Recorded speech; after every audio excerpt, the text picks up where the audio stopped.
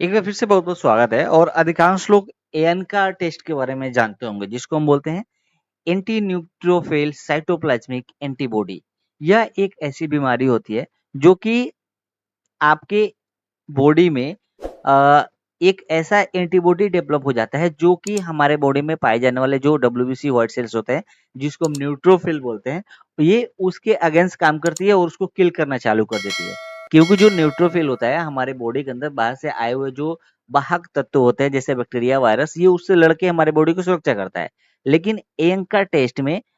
जो antibody develop होती है वो हमारे न्यूट्रोफिल को ही डिस्ट्रॉय करना चालू कर देती है। तो उसके सिम्पटम्स क्या होते हैं, इसके बारे में हम इस वीडियो के अंदर में समझेंगे। तो सबसे पहले सिम्पटम्स जो कॉमन सिम्पटम्स माना जाता है वो होता है कि अगर फीवर आ रहा है आपको, फैटिग थकान हो रही है, वजन आपका लॉस हो रहा है, तो ये कॉमन सिम्पटम्स नज़र आता है।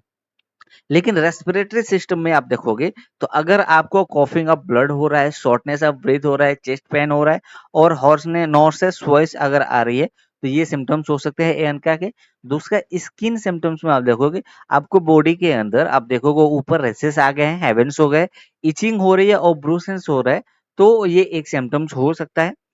आई सिम्पटम्स में आप देखोगे कि यहाँ पे आई के आँख के साथ में आप देखोगे रेडनेस आ रहा है, इचिंग आँख में खुजलीपन हो रही है, ब्राउनिश विज़न हो रहा है और लॉस ऑफ विज़न हो रहा है, देखने में दिक्कत हो रही है, तो ये एक सिम्पटम्स हो सकता है।